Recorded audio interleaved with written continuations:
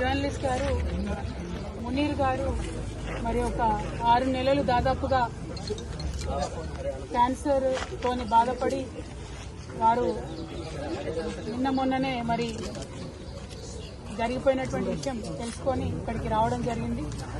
మునీర్ గారు మన తెలంగాణ వాదాన్ని వినిపించడంలో, అదేవిధంగా అనేక విప్లవోద్యమాలకు వారి యొక్క భావజాలాన్ని వ్యాప్తి చేయడంలో, స్థానికంగా దేశవ్యాప్తంగా ఉన్న అనేక సమస్యలను ఎప్పటికప్పుడు ఎండగట్టడంలో వారు ముందుండేవారు. ఏమాత్రం భయం లేకుండా అద్భుతమైనటువంటి నాలెడ్జ్తోని, వాక్చాతుర్యంతో ఆయన ఎంతో మందిని ప్రభావితం చేయడం జరిగింది. మరి మునీర్ గారి కుటుంబ సభ్యులకు నేను ప్రగాఢంగా నా యొక్క సంతాపాన్ని, సానుభూతిని తెలియజేస్తా ఉన్నాను. వారికి 3 బిడ్డలున్నారు, ఒక కొడుకున్నాడు. వారందరితో కూడా నేను మాట్లాడడం జరిగింది. వారందరూ కూడా ఒకటే కోరింది, మా నాన్నగారు చేసినటువంటి కాంట్రిబ్యూషన్ ని, తెలంగాణ పట్ల వారు చూపించినటువంటి ప్రేమని ప్రపంచానికి మీరు తెలియజేయండి అని చెప్పి వారు అడగడం జరిగింది. నిజంగా కూడా మునీర్ గారు చాలా కష్టపడ్డారు తెలంగాణ వాదాన్ని పెంపొందించడంలో. వారికి నేను ఘనంగా నివాళులు అర్పిస్తా ఉన్నాను. మరి వారు ఏవైతే విప్లవోద్యమాల గురించి పదే మాట్లాడిందో, ఇవాళ మీరు దేశవ్యాప్తంగా ఉన్న పరిస్థితి చూసుకుంటే భారతీయ జనతా పార్టీ ఆపరేషన్ కగార్ పేరుతోని మరి చేస్తున్నటువంటి దుశ్చర్యలను మనం చూస్తూ ఉన్నాం.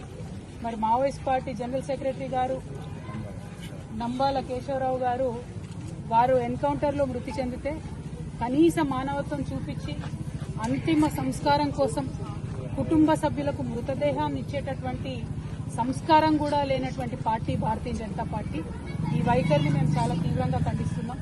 ఆపరేషన్ కగార్ ఆపాలని పదే కోరినా కూడా స్పందించకుండా మారణకాండ, విధ్వంసకాండ కొనసాగించడం ఇంకొక వైపు అయితే, కనీసం మానవత్వంతో చనిపోయినటువంటి శవాలను కూడా మావోయిస్ట్ పార్టీ సభ్యులు వారి కుటుంబాలకు ఇవ్వకపోవడం అన్నది నిజంగా దారుణం. ఇది కుటుంబాలన్నీ కూడా బాధపడేటటువంటి సందర్భం. ఈ వైఖరిని మేము తీవ్రంగా ఖండిస్తున్నాం. అట్లానే మరి మంచిర్యాల జిల్లాలో నిన్నగాక మనం చూసినాం, సరస్వతి నది పుష్కరాలు కాళేశ్వరం దగ్గర జరిగినాయి. ఇదే మంచిర్యాలకు ఎంపీగా ఉన్నటువంటి వంశీ గారు కాంగ్రెస్ పార్టీ యొక్క దళిత వ్యతిరేక వైఖరిని ఎండగడుతూ మరి వారు చెప్పడం జరిగింది, మమ్మల్ని ఇన్వైట్ చేయలేదు సరస్వతి పుష్కరాలకు. నేను బాధపడ్డా. ధనం కన్నా, పదవి కన్నా కులం గొప్పది ఈ సమాజంలో, నాకు చాలా అవమానం జరిగిందని వారు చెప్పడం జరిగింది. కాంగ్రెస్ పార్టీ రేవంత్ రెడ్డి గారు యాదగిరి గుట్టలో కూడా అదే చేసిండ్రు. రేవంత్ రెడ్డి గారి కుటుంబ సభ్యులంతా కూడా పైన ఆసనాలలో కూర్చొని దళితుడైనటువంటి డిప్యూటీ సీఎం బట్టి విక్రమార్క గారిని కింది ఆసనాల్లో కూర్చోబెట్టి అవమానించినటువంటి దారుణమైన సంస్కృతి రేవంత్ రెడ్డి గారిది, కాంగ్రెస్ పార్టీ.